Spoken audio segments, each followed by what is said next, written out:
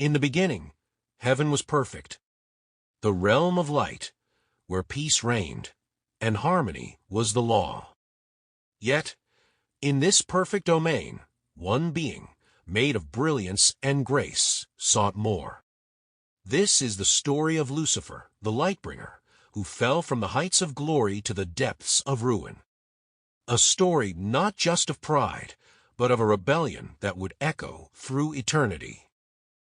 Heaven, a place so bright, it could blind a mortal's eyes. A city of jewels, endless fields of light, and soft golden clouds. In the center, the throne of God shines with a divine brilliance that captivates the universe. Surrounding the throne are celestial beings, the seraphim, cherubim, and archangels. They are all in perfect harmony, singing praises to the Creator. At the front of the celestial choir stands Lucifer, the morning star. His beauty is unrivaled. His wings shimmer with opalescent hues.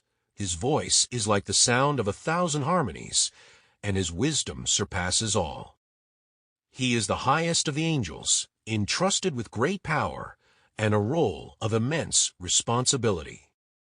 Lucifer, thinking to himself, voice barely above a whisper, "How glorious is this place! Yet, why does it feel incomplete? What is it that stirs within me?" Lucifer, once the most beautiful and powerful of all angels, was created in the image of perfection. His purpose was clear: to reflect the glory of God, to lead the angels in worship. But within him, a seed of dissatisfaction began to grow, an insatiable longing for something more. Lucifer walks through a stunning garden within heaven. The flowers glow, and rivers of light flow gently around him. Michael, the archangel, notices Lucifer's distant expression. Michael concerned, "Lucifer, your beauty, your wisdom, they shine brighter than any star in heaven. But why does your heart seem troubled?" Lucifer pauses, his eyes distant, and speaks with a soft bitterness. "Michael, have you ever wondered if this, all of this, is enough? We serve, we bow, we reflect his glory. But can we never be more than mere reflections? Must we remain in his shadow for eternity?" Michael shakes his head, trying to reason. "Lucifer, we were made for this, to glorify him, to reflect his perfection. Our greatness lies in our servitude, our devotion." Lucifer, turning to face Michael, his expression a mix of longing and frustration. "But does it not hunger you, Michael? Does it not stir something deep within you? We are more than servants. We are beings of incredible power, created in his image. Why must we always remain beneath him? Why must we remain beneath anyone?" The questions that lingered in Lucifer's mind were not born from the desire to serve, but from an ambition that sought to be greater than what he was. His beauty, his wisdom, and his power made him feel invincible, but something darker began to take root. Lucifer now stands before the heavenly court, a place where all angels gather to receive the Creator's commands. The Creator, seated on his throne, emanates boundless light and love. But Lucifer's gaze is not upon him. Instead, his eyes are fixated on his own reflection in the golden floors beneath him. Lucifer, to himself, a whisper of thought. What if I were to rise? What if I sought a throne of my own? A kingdom not beneath him, but beside him, or even above him. It was in these moments, alone in his thoughts, that Lucifer's heart turned. His beauty became his curse, his pride the seed of his rebellion.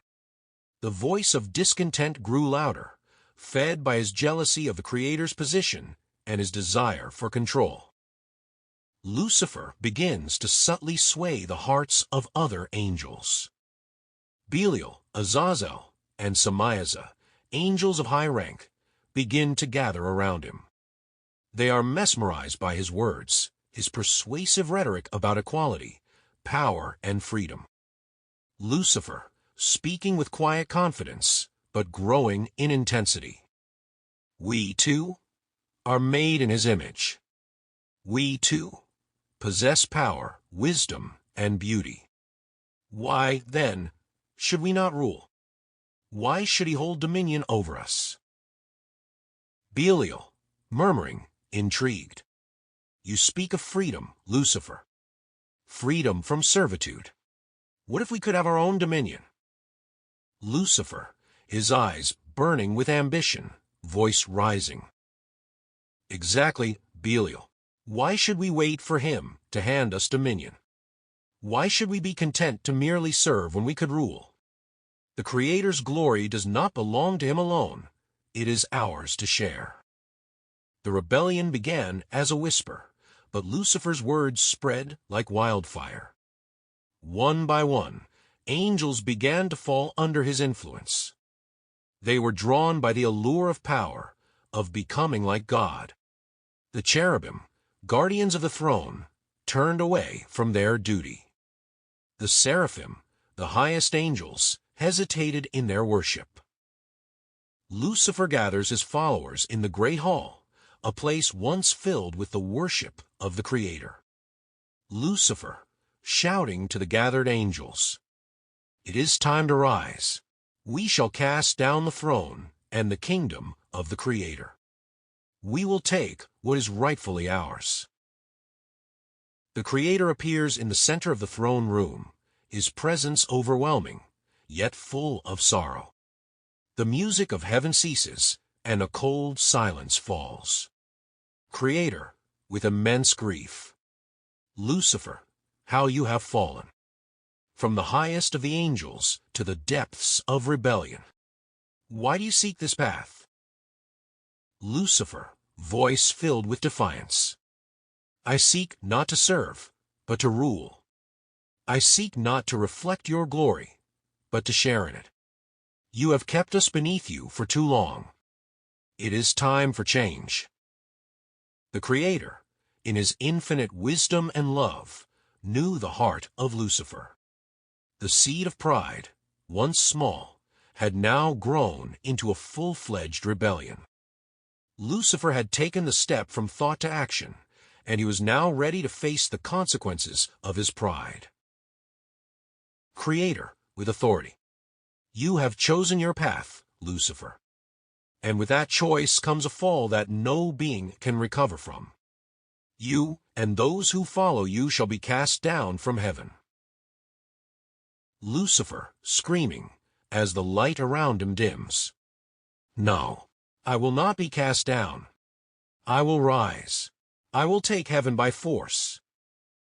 Suddenly, the heavens shake. A cosmic battle erupts, angels against angels. Lucifer and his followers clash with the angels loyal to the Creator. The battlefield is chaos, light against light, the heavens themselves trembling. Lucifer, once the most beautiful and glorious of all, now became the embodiment of rebellion. His pride consumed him, and in his rebellion, he sought to overthrow the Creator. But the Creator's will is unshakable. Lucifer, his wings torn, his beauty now a memory, is cast into the abyss, a realm of eternal darkness, far from the light. His followers, too, are cast down with him. Lucifer, screaming, enraged, as he falls into the abyss.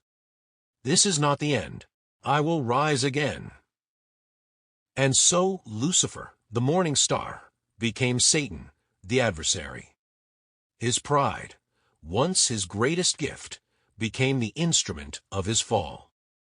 The once greatest angel, now cast down, forever in search of power that he would never attain. The once peaceful atmosphere of heaven is shattered. Lucifer, now transformed by his rage, leads his followers in an all-out assault against the loyal angels.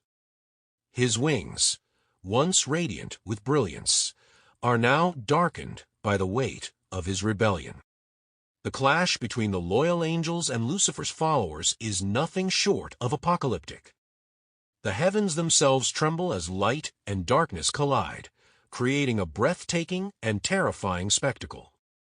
Lucifer, shouting to his followers, "We were made to rule. Heaven is ours for the taking." And so, in the darkness of the abyss, Lucifer found a new purpose, not in worship, but in rebellion. His hatred of the Creator burned brighter than ever. His desire for revenge would shape his every move, and his once glorious light would now be the shadow that he cast upon the world. Lucifer begins to shape the abyss into a new kingdom, an inverted reflection of heaven, filled with fire, darkness, and torment. He creates a place where the fallen angels can dwell, hell, a domain of eternal suffering and isolation. Lucifer, standing before his new kingdom, voice filled with a cold satisfaction. "This is where they will come, and we will reign forever." Hell was born not of creation, but of destruction. A kingdom fueled by rage, twisted by rebellion, and ruled by one whose hatred knew no end. The Garden of Eden glows with warmth and beauty. Adam and Eve walk hand in hand, their laughter echoing through the trees. Meanwhile, in the shadows, Lucifer watches, his twisted form cloaked in darkness. Lucifer, whispering to himself, "They are perfect, but they are weak. They will fall, and when they do, they will know my name." Lucifer slithers into the garden in the form of a serpent. He coils around a branch near Eve, his voice like silk. Did he really say you would die? No, you will become like him, knowing good and evil. Why remain in ignorance when you can rule as he does? Eve stares at the forbidden fruit, her hand trembling as her fingers inch closer. Eve bites the fruit. Darkness ripples through the air. In the distance, Lucifer's twisted smile spreads wide. Lucifer's war did not end with his fall. It spread to mankind. His rebellion poisoned creation, turning pride into destruction. And from that moment, his influence has whispered into the hearts of all who would listen. The fall of man, like Lucifer's own fall, was not an accident. It was a choice that echoes through history, reminding us that the greatest battles are fought not with swords, but with the choices we make. If this story resonated with you, share it with others. Reflect on your own journey. What temptations have you faced, and how did you overcome them? Like this video if you're ready to choose light over darkness. Comment below and share your thoughts. Don't forget to subscribe so you don't miss more powerful stories. Let's spread light together.